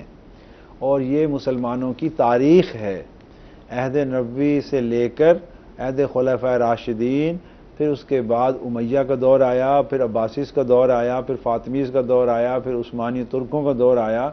ہر دور کے اندر جو مسلمانوں کی حکومتیں رہی ہیں انہوں نے اقلیتوں کو، غیر مسلموں کو، تمام غیر مسلم جو آبادی کے لوگ تھے ان کو مکمل تحفظ فراہم کیا. صرف تحفظ فراہم نہیں کیا، تاریخ کے اندر ہمیں یہ ملتا ہے کہ وہ مسلمان حکومتوں کے اندر بھی شامل رہے، مسلمان حکومتوں کے وہ حصہ دار رہے، مختلف عہدوں پہ فائز رہے، اور مختلف عہدوں پہ فائز ہو کر انہوں نے اسلامی ریاست کے اندر اپنے فرائض سر انجام دیے. یعنی اس طرح کے وہ شہری تھے کہ جو حکومتوں کا بھی حصہ رہے، اور مسلمانوں نے صرف ان کو تحفظ نہیں دیا بلکہ ان کو حقوق دیے، اور وہ حقوق دیے جو عام شہریوں کو حاصل تھے، اور ان کے پاس ذمہ داریاں بھی رہیں. وہ یہاں تک کہ اسلامی فوج کے اندر بھی رہے، پولیس میں بھی رہے، وہ محکمہ جیل خانہ جات میں بھی رہے، وہ یہاں تک کہ مختلف محکموں کے سیکٹریز بھی رہے، اور اس طرح سے اپنے جو مسائل تھے ان کے اپنے ان میں وہ فیصلے بھی کرتے رہے. یعنی ان کی عدالتیں بھی لگتی تھیں تو غیر مسلم آبادی کے وہ فیصلے بھی کرتے تھے. تو یہ سارے حقوق ان کو حاصل رہے. اور آج بھی پاکستان جو بنا ہے، اسلامی جمہوریہ پاکستان ہے، اس کے بانی قائد اعظم محمد علی جناح رحمۃ اللہ علیہ نے اپنی 11 اگست کی تقریر میں یہ بات کہی تھی کہ یہاں پر جتنے بھی غیر مسلم ہیں وہ اس ملک کے شہری ہیں، اور ان کو مندر میں ہوں، وہ چرچ میں ہوں، وہ کسی گردوارے میں جائیں، جہاں بھی وہ جائیں گے مذہبی طور پر ان کو مکمل آزادی حاصل ہوگی. ان کو مذہبی طور پر بھی آزادی حاصل ہوگی، انہیں سماجی طور پہ بھی، معاشی طور پہ بھی، سیاسی طور پہ بھی مکمل آزادی حاصل ہوگی. تو یہ تو ہمارے فاؤنڈر آف پاکستان، بانی پاکستان محمد علی جناح رحمۃ اللہ علیہ نے اپنے خطاب میں کیا تھا، جس میں انہوں نے آئین کے خد و خال دیے. اور انہوں نے ایک بڑی اہم بات کی تھی جو آج ہمارے آئین میں ہے لیکن عوام کو نہیں پتہ نا. تو اس پروگرام کے ذریعے ہم عوام تک انہوں نے کہا کہ جو یہاں پر مسلمان رہتے ہیں، جو اکثریتیں ہیں، اس اکثریتی آبادی کا یہ فرض ہے کہ وہ غیر مسلم اقلیتوں کا تحفظ کرے اور ان کو وہ تمام حقوق دے جو اپنے لیے وہ سمجھتے ہیں. یعنی ہماری یہ بھی ذمہ داری ہے کہ ہم ان کے حقوق کا تحفظ بھی کریں، ان کے جان مال عزت آبرو کی حفاظت کریں. اور ریاست اور حکومت کا تو یہ بنیادی فریضہ ہے. پولیس ہو، وہ رینجرز ہوں، وہ فوج ہو، وہ جتنے بھی ہمارے ایسے ادارے ہیں جو ملک کے اندر لا اینڈ آرڈر کو، امن و امان کو قائم رکھتے ہیں، ملک کے اندر تحفظ دینے والے ہیں، ان کا بھی اور عدالتوں کا بھی، اور اسی طرح سے سول انتظامیہ بیوروکریسی کا یہ بنیادی فرض ہے کہ وہ اقلیتوں کو مکمل تحفظ فراہم کرے. اور اقلیتیں جو ہیں وہ قانون کے دائرے میں رہ کر اپنے روزمرہ کے معاملات اور اپنے کاروبار، اپنے معیشت، اپنی سماج، اپنا جو بھی ان کا کام ہے اس میں مکمل طور پہ وہ آزاد ہے. ہم انہیں پابند نہیں کر سکتے. تو اس لیے اقلیتوں کو جو حقوق دیے گئے ہیں اسی لیے تاکہ وہ ایک پرامن شہری بن کر اس ملک میں رہیں. اور اگر ان کی طرف سے کوئی زیادتی ہوگی یا کوئی وہ غلط اقدام کریں گے تو اس کے لیے قانون موجود ہے. اس قانون کے تحت آپ ان کے خلاف قانونی کارروائی کر سکتے ہیں. اچھا، یہاں کیونکہ ہم لوگ جس طرح کے حالات بنے ہوئے ہیں، ہم یہ ہوتا ہے کہ ہم نے خود ہی جو ہے ہم جج بھی بن جاتے ہیں، انصاف بھی ہم نے خود ہی دینا ہوتا ہے اور فیصلے بھی ہم نے خود ہی کرنے ہوتے ہیں. اچھا، کیونکہ تھوڑا سا بھی ایکشن ہو تو اس کا ری ایکشن جو ہے وہ ڈبل سے ٹرپل ہوتا ہے. ہمارے ہاں یہ چیزیں بہت زیادہ دیکھی جاتی ہیں. اسما، یہ ہمارا بدقسمتی سے ہمارے ملک میں کئی سالوں سے یہ ایک ٹرینڈ دیا گیا ہے. ٹرینڈ سیٹر ہے نا، یہ پچھلے کوئی 10 سال سے یہ نیا ایک ٹرینڈ اس ملک میں یوتھ کو بھی اور عوام کو بھی دیا گیا ہے کہ بس جب کوئی چھوٹی سی بات ہو نا اس پہ 4 گنا 10 گنا بڑھا کے اس کا ری ایکشن کرو. سڑکیں بلاک کر دو، گھیراؤ جلاؤ کرو، توڑ پھوڑ کرو. سڑکیں بلاک کرنا، احتجاج کرنا اور جلانا، یہ اس قوم کے مزاج میں زیادہ ڈال دیا گیا ہے. اس کو نکالنے کی ضرورت ہے. وہ مائنڈ سیٹ کو چینج کرنے کی ضرورت ہے کہ کچھ ہو جائے فوراً گھیراؤ جلاؤ. یہ کوئی حل ہے کسی چیز کا؟ اگر آپ کو کسی سے کوئی شکایت ہے اور اس نے کوئی غیر قانونی اقدام کیا ہے تو آپ اس کے خلاف قانون کے اندر رہتے ہوئے چارہ جوئی کریں. آپ کا حق ہے. آپ پولیس میں جائیں، FIR درج کرائیں، پولیس کو گرفتار کرے، عدالت میں لے جائے، مقدمہ چلائے. تو یہ تو نہیں نا کہ آپ خود ہی پولیس بن جائیں، آپ خود ہی جج بن جائیں، آپ خود ہی سزا دینے والے خود جلاد بن جائیں. یعنی آپ خود ہی محکمہ پولیس بھی ہیں، عدالت بھی ہیں، جیل بھی ہیں، اور پھر ملک کے اندر بدامنی پھیلا رہے ہیں. ایسے ہی ہے. آپ لوگوں کے جان اور مال کو جلا رہے ہیں, توڑ پھوڑ رہے ہیں, اور ان کی مذہبی جو عبادت گاہیں ہیں ان کا احترام بھی نہیں کر رہے, ان کو آپ نے جلا دیا, ان کو گرا دیا. یہ انتہائی غیر قانونی, غیر شرعی, غیر اسلامی فعل ہے. یہ اسلام سے تو اس کا تعلق ہی نہیں ہے, بالکل غیر اسلامی فعل ہے. ایک کی غلطی کی وجہ سے آپ بہت سارے لوگوں کو نقصان پہنچاتے ہیں, جن کا قصور بھی نہیں ہوتا, لیکن آپ ان لوگوں کو بلا وجہ قصور بھی نہیں ہوتا, ان کو نقصان پہنچایا.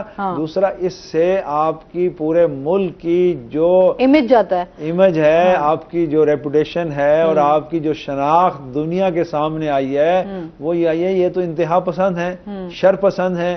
یہ اقلیتوں کو, غیر مسلموں کو اتنا مطلب ان کے خلاف اتنا اقدام کیا انہوں نے, تو پھر دنیا میں کیا مسلمان محفوظ ہوں گے؟ دیکھیں سر, آپ نے کبھی سوچا اگر آپ یہاں پر جس مذہب کو, جو کرسچینٹی کے لوگوں کو یا کسی اور مذہب کو آپ جب یہاں نقصان پہنچائیں گے تو کیا اس کا رد عمل دنیا میں اور کہیں نہیں ہوگا؟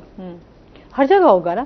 اچھا, پھر ہم لوگ دیکھیں, اب یہاں پر ہم لوگ کہتے ہیں آزاد ملک ہے ہمارا, یہاں پہ سب جو ہے وہ آزادی سے رہ رہے ہیں, ہر کسی کو جو ہے وہ جینے کا حق ہے, اپنی مذہبی جو رسومات ہیں یا عبادات ہیں وہ آزادی سے کر سکتے ہیں. تو پھر ہم لوگ ایک ہی دم جو ہے ان چیزوں کو بھول جاتے ہیں اور اس کے بعد جو ہے ہم ان کو اس طرح پیش کرتے ہیں جیسے وہ ہمارا حصہ ہی نہیں ہے. جو آئین نے آزادی دی ہے وہ آزادی یہ ہے کہ ہم اپنے دائرے میں رہ کے اپنے حقوق کا تحفظ کریں. ہمیں یہ آزادی تو نہیں دی کہ ہم دوسرے کی جان لے لیں, بالکل ایسی ہے, ہم اس پہ حملہ کر دیں اور ہمارا اسلام تو اور اس کا گھر جلا دیں, اور اس کی جو اپنا عبادت گاہ ہے, گرجا گھر ہے, چرچ ہے, اس کو جا کے جلا دیں.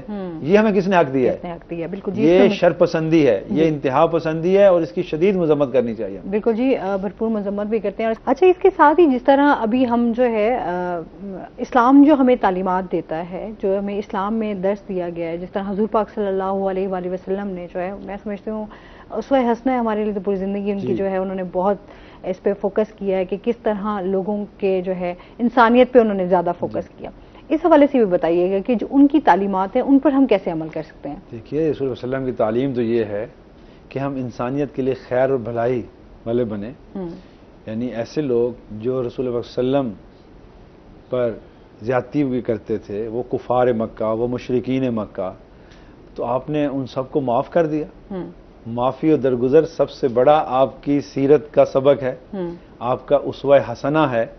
دیکھیے, آپ جب مکہ آپ نے فتح کیا تو مکہ کی فتح پر آپ نے کہا کہ بلاؤ فلاں فلاں فلاں کو, کہ جنہوں نے میری توہین کی تھی یا میرے ساتھ زیادتیاں کی تھی, ظلم کیا تھا, ان کو آج آپ صف میں کھڑا کر کے ان کے سر قلم کر سکتے تھے, انہیں سزائیں دے سکتے تھے, لیکن آپ نے تو ساری قوم کو معاف کر دیا. آپ نے فرمایا لا تثریب علیکم الیوم, یہ آپ کا اسوہ حسنہ ہے کہ آج کے دن تم سے کوئی باز پوس ہے نہیں, میں نے تم سب کو معاف کر دیا, جیسے یوسف نے اپنے بھائیوں کو معاف کر دیا, میں نے بھی تمہیں سب کو معاف کر دیا.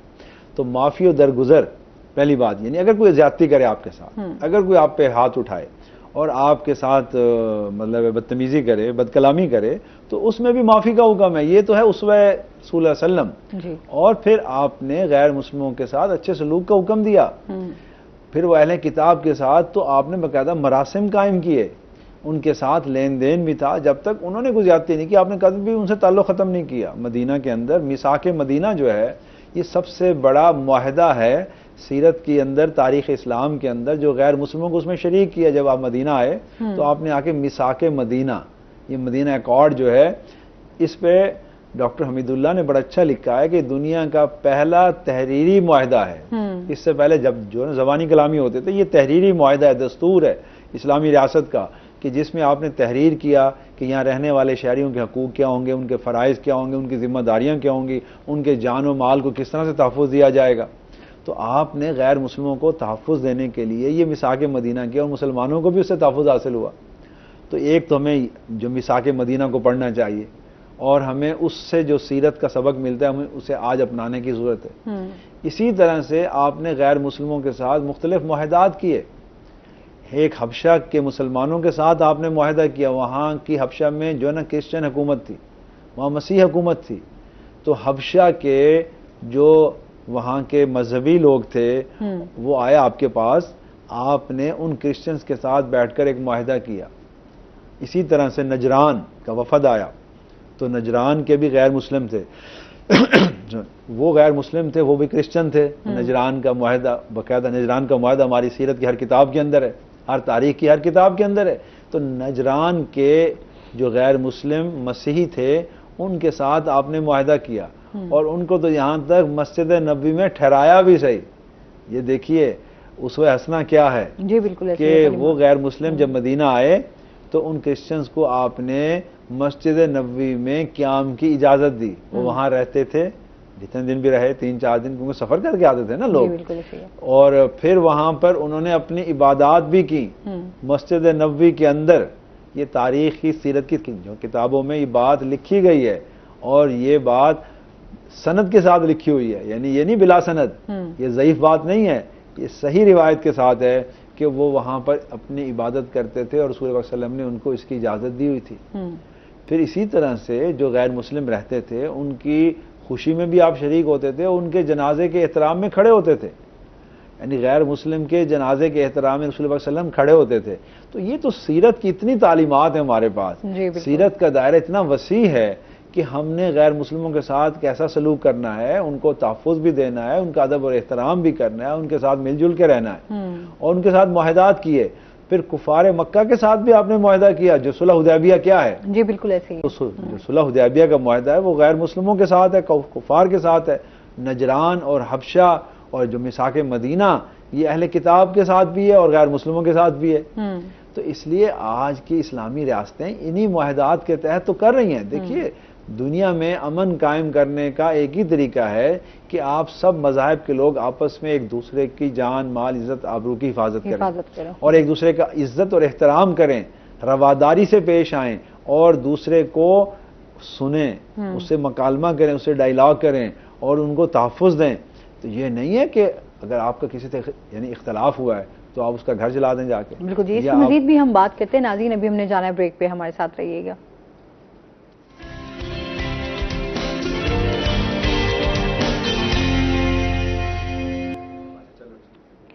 ویلکم بیک ناظرین، روہی ایٹن میں آپ کو خوش آمدید کرتے ہیں. اچھا، جس طرح ہم بات کر رہے تھے کہ ابھی انسانیت کے حوالے سے کہ ان کے حقوق کا کس طرح خیال رکھنا ہے، ابھی کیا سمجھتے ہیں، کیا اقدامات کرنے کی ضرورت ہے؟ دیکھیے اقدامات سب سے پہلے تو یہ کریں کہ قانونی طور پر نا جن لوگوں نے یہ ایسا اقدام کیا ہے ان کے خلاف قانونی اقدام کریں، ان کو سزائیں دیں. دوسرا یہ ہے عوام میں اویئرنیس لائیں، شعور لائیں، اور یہ جو قوم کا مائنڈ سیٹ ہے اس کو چینج کریں. یہ جو انتہا پسندی، شدت پسندی اور شر پسندی ہمارے اندر آئی ہوئی ہے کہ ہم مذہبی طور پر اتنے انتہا پسند ہو چکے ہیں، شدت پسند ہو چکے ہیں نا. ایسے واقعات کے اندر مذہبی انتہا پسندی آئی ہے کہ باقاعدہ لاؤڈ سپیکر پہ اعلان کر کے لوگوں کو جمع کیا گیا ہے کہ آئیں جی اور یہ کریں. بھئی یہ انتہا پسندی ہے، یہ شر پسندی ہے. ایسے ہی ہے. یعنی اقدام کرنا یہ چاہیے تھا قانونی طور پر، آپ اس کے قانون کے مطابق چلیں، اور جس نے اگر کوئی غلطی کی ہے تو اسے قانون کے مطابق اس کے ساتھ معاملہ ہونا چاہیے، ایف آئی آر درج کرائیں اس کی. اچھا، دوسری بات یہ ہے کہ اب ہمیں کیا کرنا ہے، حکومت کو اور عوام کو، ہمیں ایسے لوگوں کی جو ہے نا حوصلہ شکنی کرنی چاہیے، ان کو سزائیں دینی چاہیے تاکہ آئندہ یہ کوئی کام نہ کرے. اور میں یہ سمجھتا ہوں کہ اس میں ہمیں اپنے رویے اور سوچ کو بدلنا چاہیے. بالکل ایسے ہی ہے. اویئرنیس کے ذریعے، ہمارے مختلف جو پروگرامات کے ذریعے، اور ہم اس پہ کوئی مہم چلائیں شعور کے لیے، آگاہی کے لیے، جسے اویئرنیس کہتے ہیں نا، اویئرنیس کے لیے مہم چلائیں. وہ شعور اور آگاہی دیں لوگوں کو کہ بھئی ایسا کرنا اسلام میں جائز نہیں ہے، اسلام اس کی اجازت نہیں دیتا. اسلام تو سب اقلیتوں کے حقوق اور ان کو تحفظ فراہم کرنے کی بات کرتا ہے، ان کی عزت اور احترام کرنے کی بات کرتا ہے، اور آپ یہ کیا کر رہے ہیں. اور دوسری طرف ہمیں وہ کام کرنا چاہیے اس کا اگر کسی نے قرآن مجید کی یا کسی شخصیت کی کوئی ایسی کی ہے اس کے ساتھ، نعوذ باللہ کوئی مطلب زیادتی کی ہے، تو ہمیں کیا کرنا چاہیے، ہمیں قرآن کو پڑھنا چاہیے. ہم وہاں کیا کرتے کہ مسلمان جمع ہوتے جو ہے نا قرآن مجید کھول کر کھڑے ہو جاتے، وہاں تلاوت کرتے. یہ سویڈن میں، ڈنمارک میں پتہ کیا کیا مسلمانوں نے، یعنی ہم سے تو وہ بہت سمجھدار ہیں جو ایک غیر مسلم ملک میں رہتے ہیں. قرآن مجید کے ساتھ انہوں نے ایک برا سلوک کیا، اس سلوک کے جواب میں مسلمانوں نے گراؤ جلاؤ نہیں کیا، آگ نہیں لگائی. انہوں نے کیا کیا، دو کام کیے. ایک تو یہ کیا کمال کا کام انہوں نے کہ انہوں نے جتنے اور دیگر جو مذہبی کتابیں ہیں نا، بائبل، تورات اور انجیل، ان کو لے کے ان کی بھی عزت اور احترام کیا کہ تم تو قرآن کی توہین کر رہے تھے، ہم تو قرآن اور بائبل کے دونوں کو احترام کر رہے ہیں، اور دونوں کو ہاتھوں پہ اٹھا لیا اور ان کو بوسہ دیا، ان کو پیار کیا. دیکھیں کیا بات ہے نا، ایک مائنڈ سیٹ ہے نا کہ چینج، کہ دیکھو دنیا کو بتایا کہ تم وہ لوگ شرپسند تھے، وہ انتہا پسند تھے، اور مسلمان نہیں ہیں انتہا پسند، مسلمان شرپسند نہیں ہیں، مسلمان تو پرامن ہے، مسلمان تو قرآن مجید کا بھی احترام کرتے ہیں، اس کی آسمانی کتاب ہے، اور وہ کتاب ہے کہ اس سے بہتر کوئی کتاب دنیا میں ہے ہی نہیں. لیکن وہ قرآن ہی کہتا ہے کہ بائبل، انجیل، تورات کی بھی عزت اور احترام کرو، اس پہ بھی ایمان لاؤ. تو لہٰذا ہم بائبل کی بھی عزت کرتے ہیں، بائبل کا احترام کرتے ہیں، اور اس کو بھی اپنے سینے سے لگایا، اس کو بھی بوسہ دیتے ہیں، اس کی بھی عزت کرتے ہیں، اور دونوں کو ہم اپنے سامنے رکھتے ہیں. پھر کیا کیا، مسلمان جمع ہو گئے وہاں پر. انہوں نے جمعے کی نماز کے بعد کہا کہ ہم اس جگہ پہ جمع ہوں گے جہاں قرآن مجید کو جلایا گیا ہے، ہم وہاں قرآن مجید کی جو ہے کھڑے ہو کے تلاوت کریں گے. اور انہوں نے 1 گھنٹہ تلاوت کی قرآن مجید کی، قرآن مجید کو پڑھا، ریسیٹیشن آف قرآن. جگہ جگہ پہ بیٹھ گئے، سڑکوں پہ بیٹھ گئے، فٹ پاتھوں پہ بیٹھ گئے، روڈ بلاک نہیں کی، فٹ پاتھ پہ بیٹھ کے قرآن مجید کھول لیا، اور قرآن مجید جو کہتا ہے کہ پڑھو مجھے بار بار، میری تلاوت کرو. بالکل ایسے ہی ہے. تو قرآن کا معنی ہے بار بار پڑھے جانے والی جو کتاب. اور سر ایسے لوگ قرآن مجید پڑھا تو ہم بھی یہ کام کر سکتے تھے. اگر کسی نے قرآن مجید کی توہین کی ہے تو ہم اگلے دن وہاں جمع ہوتے، قرآن مجید کی تلاوت کرتے، ہم اچھے اخلاق سے پیش آتے، تو وہ لوگ خود مسلمان شاید ہو جاتے یا مسلمانوں کی طرف رجوع کرتے. آپ کے ان اقدام سے تو لوگ اسلام سے دور ہو جائیں گے. تو ہمیں کرنے کے یہ کام ہے ہمارے. ہم کہتے ہیں نفرتوں کو ختم کرنا ہے، ہم نے اتحاد کو بڑھانا ہے، سب کو ساتھ لے کر چلنا ہے. تو تبھی پاسبل ہے جب ہم ایک دوسرے کے ساتھ اپنے رویے ٹھیک رکھیں گے، یا ہم ان کے حقوق کا خیال رکھیں گے. ہمارے ہاں تو یہ چیزیں ہیں کہ ہم قرآن پاک کو مکمل طور پہ، بہت سارے ایسے لوگ جو شامل ہوتے ہیں جو ملک کو بھی نقصان پہنچا رہے ہوتے ہیں، جو وہاں کے لوگ ہیں ان کو نقصان پہنچا رہے ہوتے ہیں، ان کو پتہ بھی نہیں ہوتا. پتہ ہی نہیں ہوتا ان کو. جہالت ہوتی ہے، مذہبی جہالت ہے. جہالت کی بنیاد پر، مذہبی انتہا پسندی کی بنیاد پر لوگ انہیں استعمال کرتے ہیں. دیکھیں نا، کوئی 2 سال پہلے سیالکوٹ میں ایک واقعہ ہوا تھا. جی بالکل، وہ 2 بھائیوں کو، اب جڑے والا میں واقعہ ہوا 2 بھائیوں کو ایک فیکٹری کے اندر، ٹھیک ہے نا، یہ ہوا تھا. اسی طرح ایک بینک مینیجر کا واقعہ ہوا تھا، مسلمان تھا وہ تو بینک مینیجر، ٹھیک ہے نا، اس کو مار دیا تھا. تو اسی طرح سے جو انتہا پسندی سری لنکن والا بھی ہوا، سیالکوٹ میں ہوا، بینک مینیجر کا ہوا. یہی میں کہہ رہا ہوں نا، یہ فیکٹری کا جو مینیجر سری لنکن تھا. اس سے پاکستان کی، اسلام کی جو شناخت ہوئی، جو اسلام کا چہرہ بنا، وہ کیا تھا؟ یہ لوگ مسلمان جو ہے نا، یہ اسلام کے خیر خواہ نہیں ہیں. بالکل ایسے یہ اسلام کے ساتھ وہ کر رہے ہیں جو غیر مسلم بھی نہیں کر رہے. یہ اسلام کے چہرے کو بگاڑ کے پیش کر رہے ہیں. یہ اسلام کے چہرے کے اوپر شدت، انتہا پسندی اور جلاؤ، گھراؤ اور توڑ، اور اس کے علاوہ یعنی انسانی جانوں کو نقصان پہنچانا، یہ اسلام کی تصویر پیش کر رہے ہیں. اسلام تو دین امن ہے، اسلام تو رواداری کا دین ہے، اسلام تو لوگوں کو سلامتی کی طرف بلاتا ہے. امن اور سلامتی جو اسلام کے معنی ہیں، اس کے برعکس جانے والا یہ کیسا مسلمان ہے؟ تو لہذا مسلمانوں کو چاہیے تھا کہ اگر کسی نے کوئی ایسا اقدام کیا تھا تو اس کے جواب میں آپ جمع ہوتے، قرآن مجید کی تلاوت کرتے، آپ قرآن مجید کو اللہ کی کتاب پر عمل کر کے دکھاتے، اچھے اخلاق سے پیش آتے، اور دیگر مذہبی کتب کی بھی عزت کرتے، ان کا احترام کرتے. نہ کہ آپ نے ان کو جا کر جلا دیا تو پھر آپ میں ان میں کیا فرق رہ گیا. بالکل ایسے ہی. اچھا، آپ ویسے کتنے عرصے سے نعت پڑھ رہے ہیں؟ تقریباً 12 سال ہوں گے. 12 سال ہو گئے، ماشاء اللہ. اور ظاہر سی بات ہے جب بھی آپ حضور کے ہاں نعتیہ کلام پیش کرتے ہیں تو ان کا جواب بھی آتا ہے، اور جتنی عقیدت سے پڑھا جائے اتنا ہی آپ کو خود کو بھی فیل ہوتا ہے. اور دعا کریں ہمیں سب کو بلاوا بھی آ جائے اسی. بالکل جی، انشاءاللہ. وہ تو میں کہتی ہوں ہر دل کی خواہش ہے. جمعے کے دن جو ہے نا وہ درود پاک صلی اللہ علیہ وسلم پڑھنا چاہیے. جی بالکل، درود پاک پڑھنا چاہیے. اس کی بڑی فضیلت ہے. آپ کو جمعے کے دن جمعہ نماز سے پہلے ٹائم مل جائے، بعد میں مل جائے، عصر کے وقت مل جائے، تو جتنا بھی آپ پڑھ سکیں رسول پاک صلی اللہ علیہ وسلم جو ہے درود و سلام بھیجیں. اور درود پڑھنے والے پر نیکیاں آتی ہیں، اور اس پر فرشتے بھی اپنی رحمتیں بھیجتے ہیں. اس کے ساتھ ہی ناظرین ابھی ہم نے جانا ہے بریک پہ، ہمارے ساتھ رہیے گا.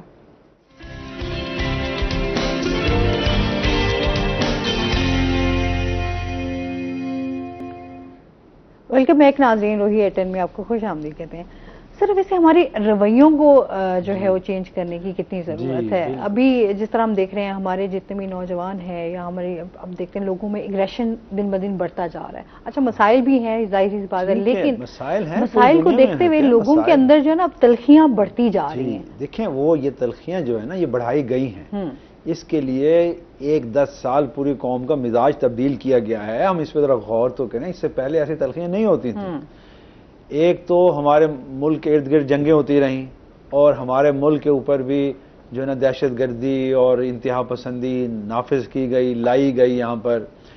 یہ افغان وار اور اس کے بعد 9/11 اور 9/11 کے بعد جو کچھ افغانستان میں ہوا اس کے سارے اثرات پاکستان کے اوپر آئے۔ تو 9/11 کے بعد دیکھیں نا آج 22 سال ہو گئے، ایک نئی جنریشن پیدا ہو گئی ہے جن کی عمر اب 22 سال ہے۔ اس نے کیا دیکھا؟ اس نے شدت پسندی دیکھی، انتہا پسندی دیکھی، اس نے دیکھا کہ ہر طرف جو ہے نا جی وہ حملے ہو رہے ہیں، دہشت گردی ہو رہی ہے، اسی کے رد عمل کے طور پہ وہ لوگ وہ بھی ہوئے۔ اور پھر یہاں پر سیاسی طور پر پاکستان کے اندر انتہا پسندی لائی گئی اور سیاسی طور پر لوگوں کے مائنڈ سیٹ کو، لوگوں کے رویوں کو تبدیل کیا گیا۔ ایگریشن کی جیسے آپ بات کر رہی ہیں، ایگریشن لائی گئی، غصہ، ہر وقت توڑ پھوڑ، یہ جلا دو وہ جلا دو، گھیراؤ کرو۔ یہ سارے رویے جو ہیں نا غیر شہری رویے ہیں، غیر مسلم رویے ہیں اور غیر پاکستانی رویے ہیں۔ یہ کسی شہری کو یہ حق نہیں ہے کہ وہ اس طرح سے کرے، یہ کسی مسلمان کو یہ حق نہیں ہے۔ اور پاکستانی شہری ہونے کے لحاظ سے ہمیں ایک پرامن شہری ہونا چاہیے، ہمیں ایک دوسرے کی بات کو سننا چاہیے۔ ہاں اختلاف رائے ہے تو آرام سے بیٹھ کے کریں، یہ نہیں کہ لڑنا مرنا شروع کر دیں۔ ایسی اچھا تھوڑی سی کوئی آپس میں ہم لوگ کو مذہب کے اوپر تھوڑی سی ایسی کوئی آپ سے اختلاف ہوتا ہے، سیاست پہ لوگ اپنے رشتے اور تعلق چھوڑ دیتے ہیں، یعنی اپنے دوستوں کو اپنے رشتہ داروں سے قطع تعلق کر لیتے ہیں مذہبی اختلاف پر اور سیاسی اختلاف پر۔ یہ کون سا دین ہے؟ یہ کون سی پاکستانیت ہے؟ یہ کون سا اسلام ہے کہ یہ آپ کیسے شہری ہیں کہ آپ کو اتنی سمجھ بھی نہیں ہے؟ تو ہمیں اپنے جو ہے نا سماجی رویوں کو بدلنے کی ضرورت ہے۔ ہمیں نظام تعلیم کے ذریعے بھی، اپنے میڈیا کے ذریعے بھی، ہمارے ٹی وی پروگراموں کے اندر یہ ایگریشن نہیں ہونی چاہیے، یہاں پر ہمبلنس ہونی چاہیے، یہاں کائنڈنس ہونی چاہیے، یہاں محبت پیار اور رواداری کی بات ہونی چاہیے۔ اسلام تو محبت کی بات کرتا ہے، رواداری کی بات کرتا ہے۔ اسلام تو کہتا ہے نرم رویے سے پیش آؤ، اچھی بات کرو، یعنی بات کرو قول رحیم، قول کریم، قول لین، یہ ساری قرآن مجید کی اصطلاحات ہیں۔ بار بار آج ہم مسلمان کو جو ہے نا قرآن پہ بھی غور نہیں کرتے نا۔ اصل مسئلہ یہ ہے قرآن مجید پر احتجاج کرنا یہ قرآن کا حق نہیں ہے۔ قرآن کا حق یہ ہے قرآن پہ عمل کیا جائے، یہ نا قرآن مجید کا حق یہ ہے اس کو پڑھا جائے، اس کو سمجھا جائے، اس کے مطابق اپنی زندگی کو تبدیل کیا جائے، قرآن کے مطابق اپنی زندگی کو اصلاح کی جائے اس کی، اور ہم راہ راست پہ آ جائیں، رواداری اختیار کریں، محبت اور پیار اختیار کریں، ہماری زبان کے اندر قول کریم ہو، ہم ایک دوسرے کی عزت کریں، ہم قول رحیم ہو، نرم بات کریں، قول لینن یعنی ہم بات کریں تو نرم گفتگو کریں، ہم رحم کی بات کریں، محبت کی بات کریں، امن کی بات کریں، نہ یہ کہ ہم ایک دوسرے کے خلاف اور انتہا پسندی میں اور شدت میں یہ کریں کہ قرآن مجید کے ریئیکشن کے طور پر کہ اس نے قرآن مجید کی توہین کر دی ہے۔ توہین تو آپ نے اس سے بڑی کی ہے، دیکھیے یہ میری رائے ہے، آپ نے قرآن مجید کو اس سے بڑی توہین کی ہے، آپ نے قرآن کے سبق پہ عمل نہیں کیا، آپ نے قرآن کی تعلیم کو یکسر مسترد کر دیا ہے، آپ بھی توہین قرآن کے ذمہ دار نہیں ہیں۔ اور پھر آپ نے جن کتابوں کو جلایا یا جن کے گھروں کو جلایا، کیا قرآن اس کی اجازت دیتا ہے؟ قرآن تو کہتا ہے جنگ میں بھی کسی کا گھر نہ جلاؤ، ان کی فصلیں نہ اجاڑو، ان کے گھروں کو تہس نہس نہ کرو، جنگ میں بھی جی بالکل ایسی ہی ہے نا، جنگ میں بھی یہ حکم نہیں ہے۔ آپ تو ایک پرامن شہر میں رہتے ہیں، آپ کسی شہر کے اندر رہتے ہو یہ کام کر رہے ہیں، تو اس لیے حکومت کو چاہیے کہ اس پر سختی کرے، اقدام سب سے پہلا یہ کرے کہ قانون کو نافذ کرے، اور جو قانون نافذ کرنے والے ادارے اس وقت وہاں تھے اور انہوں نے کچھ نہیں کیا ان کے خلاف بھی ہونا چاہیے اقدام، اور قانونی کارروائی کرنی چاہیے، اور باقی اویئرنیس کی مہم چلائیں، اس پہ کریں۔ اس پہ جو نا وزیر اعظم پاکستان جو کیئر ٹیکر آئے ہیں انہوں نے بڑا سخت اس پہ ایکشن لیا ہے، اور کل میں نے پڑھا کہ chief of army staff Pakistan جو ہیں سید عاصم منیر صاحب، انہوں نے اس کو اپنے ایک جو سپیچ کے اندر کہا کہ یہ ایک غیر اسلامی، غیر آئینی، غیر انسانی فعل ہے، اس کی ہم مذمت کرتے ہیں۔ تو پاکستان کے جو سربراہان ہیں وہ اس کی مذمت کر رہے ہیں، تو عوام کے اندر یہ چیزیں لانی چاہیے ہمیں. اور اس طرح جو ہے نا پنجاب کے جو وزیر اعلیٰ انہوں نے بڑے سخت کہا میں اس کے خلاف اقدام کروں. محسن نقوی صاحب نے کل اس کے اوپر اسٹیٹمنٹ دی ہے. تو اس لیے حکومت تو اپنے اقدام کی طرف آ رہی ہے, تو عوام کو بھی چاہیے وہ اپنے رویوں کو درست کریں. اس کے لیے حکومتی اداروں کو چاہیے کہ ایسے علماء, ایسے اسکالرز جو عوام کو اسلام کی صحیح تعلیم دیں, ان کو عوام کے اندر بھیجے. اچھا سر, معذرت کے ساتھ بہت سارے ہمارے علماء اکرام ہیں, میں یہ بات کر رہی ہوں کہ وہ بھی بہت ساری ایسی ممبر پہ جب بیٹھتے ہیں تو وہ اس طرح کی گفتگو کرتے ہیں. اس لیے یہ بات کی, میں نے دانستہ یہ بات کی ہے کہ علماء کی ذمہ داری ہے کہ وہ ممبر و محراب پر بیٹھ کر امن اور سلامتی کی بات کریں, وہ رواداری کی بات کریں. سم ٹائم وہ اسلام کو اس طرح پیش کر رہے ہوتے ہیں, جو پیش کر رہے ہیں نا ان کو سمجھائیں, ان کی تربیت کریں, ان کی ٹریننگ کریں, اور جو بڑے علماء ہیں ان کو کہیں کہ وہ ان کی اصلاح کریں. تو علماء میں ایک ایسا طبقہ ہے جو امن و سلامتی کی بات کرتا ہے, جو قرآن اور حدیث کے اوپر عمل کی بات کرتا ہے. ان علماء کی ذمہ داری بنتی ہے کہ یہ جو ہماری جو گلی محلے کے, گاؤں اور بستی کے یہ جو لوگ ہیں نا, جو اشتعال انگیزی, فرقہ واریت, انتہا پسندی کو فروغ دے رہے ہیں, ان کی ٹریننگ کریں. اور اس ذمہ داری پہ اس کو بھیجیں جو امن و سلامتی کی بات کرے. اور حکومت کی طرف سے جمعے کے خطبات کے موضوعات ہونے چاہیے. یہ ممبر کو فری نہیں چھوڑنا چاہیے. یہ ممبر بڑے کام کی چیز ہے, عوام کی اصلاح کا عمل کرتا ہے, لیکن اس کے اوپر عالم لوگ ہونے چاہیے, تعلیم یافتہ, پڑھے لکھے اور قرآن و سنت کو سمجھنے والے علماء کرام. اور نمبر 2, حکومت کو چاہیے کہ حکومت کے پاس ایسے ادارے ہیں, اسلامی ناطق کونسل ہے, Islamic ideology council of Pakistan ہے, اسی طرح علماء بورڈ ہے. ان کو چاہیے کہ وہ جمعے کے خطبات تیار کر کے علماء کو دیں کہ اس موضوع پر جمعہ پڑھائیں. یہ فری لانسر کام نہیں ہے. بہت شکریہ اس پر ہم عمل بھی کریں, اور حکومت جو اقدامات کر رہی ہے اس میں یہ ضروری ہے کہ عوام کے اندر اویئرنیس لائیں. اور ہم جو ہے نا جن کے ساتھ زیادتی ہوئی ہے ان سے اظہار جو ہے نا ہمدردی کرتے ہیں. ہم ان کے ساتھ ہیں کہ جن غیر مسلموں کے ساتھ زیادتی کی گئی ہے, ان کے گھر جلائے گئے, ان کے گرجا گھر جلائے گئے ہیں. ہم یعنی بحثیت میں اپنے فرد کے طور پہ بھی اور اپنے ادارے کے طور پہ بھی میں چاہتا ہوں کہ ہم ان کے ساتھ اظہار ہمدردی کرتے ہیں. اور جن لوگوں نے یہ کام کیا ہے ان کی ندامت یہ ہونی چاہیے اس پہ بھی, انہیں بھی, اور ان سے معافی مانگیں. بالکل ایسے ہی ہے جی. بہت شکریہ آپ کا, آپ ہمارے ساتھ رہے اور اس پر تفصیلاً جو ہے وہ ہم نے بات بھی کی. اور اس کے ساتھ ہی آپ کا بھی بہت شکریہ احسن, آپ ہمارے ساتھ رہے. اس کے ساتھ ہی ناظرین آج کا شو یہیں پہ ختم ہوا. اپنا بہت سارا خیال رکھیے گا, دعاؤں میں یاد رکھیے گا. انشاءاللہ زندگی نے ساتھ دیا تو صبح آپ سے پھر ملاقات ہوگی. اللہ حافظ.